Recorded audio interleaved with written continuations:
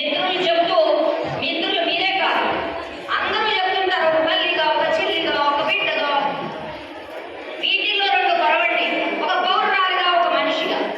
What are we? ఈ దేశంలో ఒక పౌరురాలిగా మేమేంటి, ఒక మనిషిగా మేమేంటి, ఒక మనిషిగా మాకు జీవించే హక్కులో భాగమైన చదువుకునే హక్కు దగ్గరకు వచ్చినప్పుడు మా అన్నలకుండే ప్రాధాన్యత మాకెందుకు లేదు?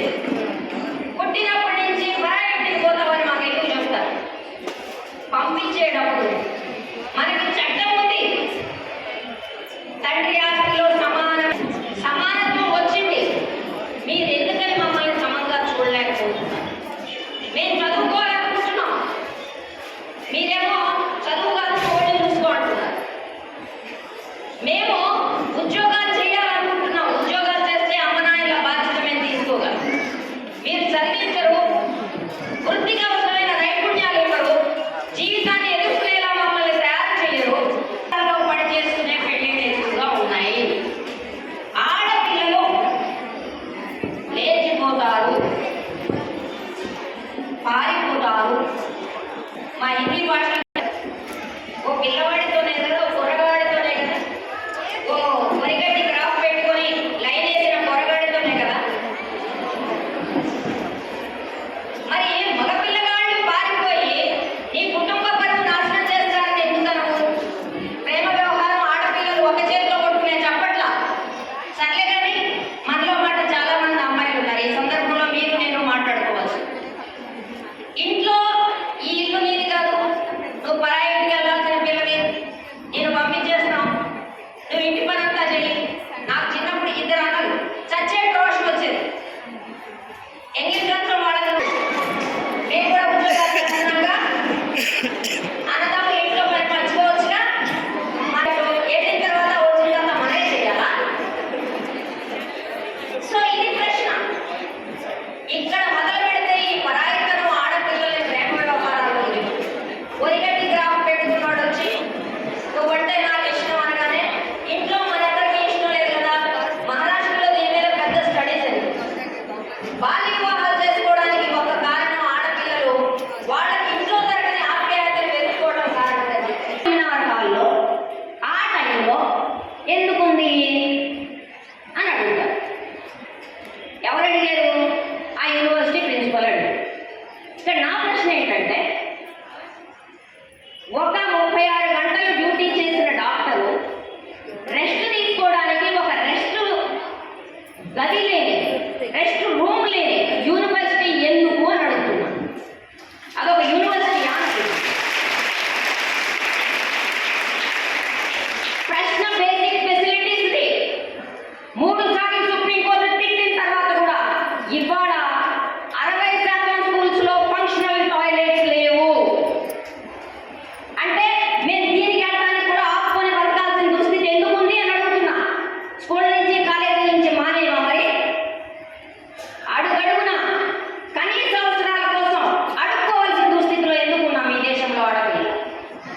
ఇది చేసిన తర్వాత నువ్వు వాడెవడో జులాయిలో ప్రేమలో పడ్డావు అంటారు.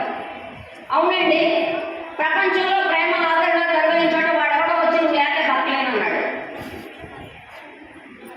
అనగానే మనకు కూడా హార్మోన్లు పనిచేసినాయి. బుర్ర తక్కువ పనిచేస్తే హార్మోన్లు ఎక్కువ పనిచేస్తాయి. అది మన తప్పు కాదు, హార్మోన్లు. కానీ సమస్య ఏంటంటే, ఎవరన్నా మనకి చెప్పారా? ఎవరన్నా మనకు కొన్ని జీవిత సత్యాలు చెప్పారా? అమ్మా, ప్రేమలేఖ రాసిన వాడు నీ కాలేజీ గేటు బయట వేసుకొని తిరిగిన వాడు, ఒరిగడ్డి క్రాఫ్ వాడు ఎవడైతే ఉన్నాడో వాడేం చేసినా వాడిని ఎవరు ఏమనరమ్మా. ఈ పిల్ల ప్రేమాయణంలో పడింది అని నీ మీదే మచ్చలు వస్తాయని మనకి ఎవరన్నా చెప్పారా? చెప్పలేదు. మనల్ని జీవితానికి తయారు చేయలేదు. కానీ నువ్వు ప్రేమ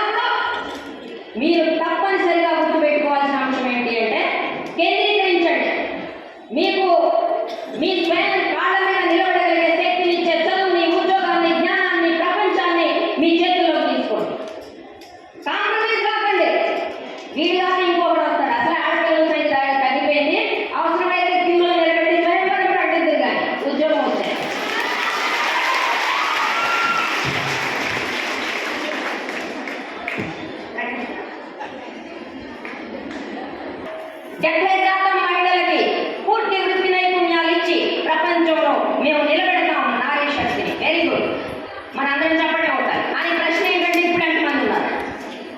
36%. నీతి ఆయోగ్ ప్రకటన ప్రకారం ఉపాధి ఉన్న మహిళలు 36%. ఇందులో ఆర్గనైజింగ్ సెక్టార్లో అంటే నెలవారీ జీతాలు తీసుకునే వాళ్ళు 7%.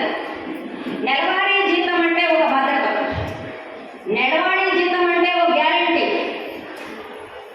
నిలబడలేని అసంఘటిత రంగంలో 93% మహిళలు ఉంటే, అందులో కూడా వర్క్ ఫోర్స్లో 36% ఉంటే, ఇందులో కూడా 40% మంది మాత్రమే, 100కి 40 మంది మాత్రమే 10 సంవత్సరాలు స్కూల్లో నిలబడగలిగిన పరిస్థితి ఆడపిల్లలు ఉంటే మమ్మల్ని ఎట్లా ముందుకు తీసుకెళ్తారండి అని అడుగుతున్నా. ఈ ముందుకు తీసుకెళ్ళడంలో పక్క ఊరికి పోతే వద్దమ్మా, మన కలెక్టర్ డాక్టర్ వాళ్ళు చూసావు కదా, నీకు భద్రత లేదమ్మా, ఓ 20 కిలోమీటర్ల దూరంలో 10,000 వచ్చే ఉద్యోగం కంటే అనంతపూర్లో సెకండ్ గ్రేడ్ టీచర్గా 10,000తో పనిచేయమ్మా అని మన మొబిలిటీని కట్టేలు చేసే పరిస్థితి భద్రత పేరు మీద మనకుంటే ఎందుకు ఊరికే ఉందా?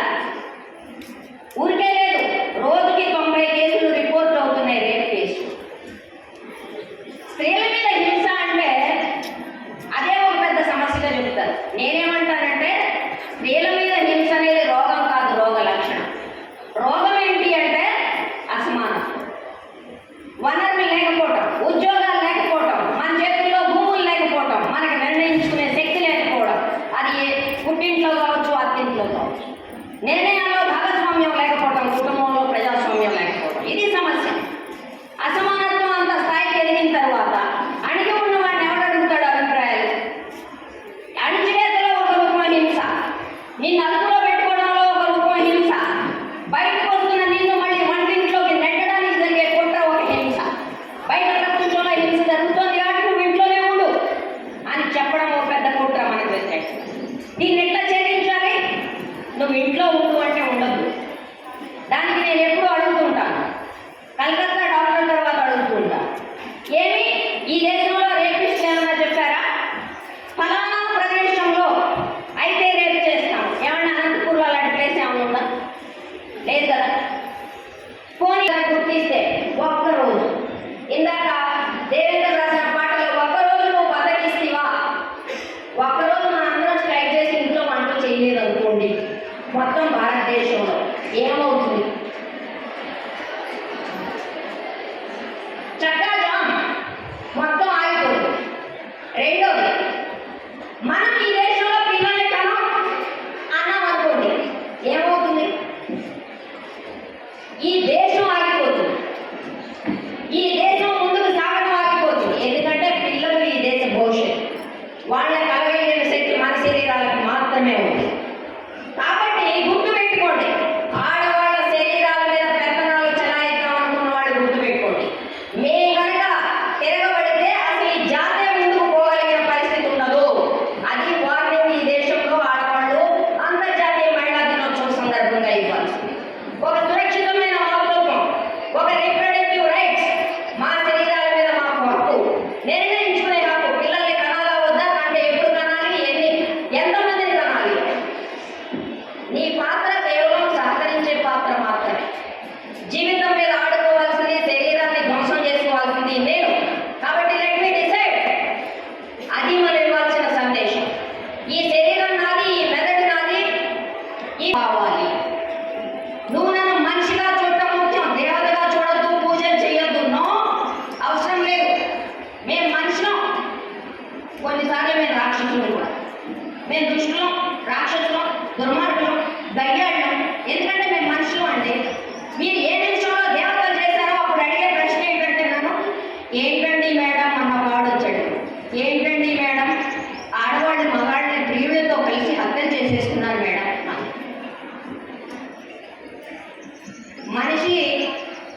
మనిషిని కుక్క కరిస్తే న్యూస్ కాదు,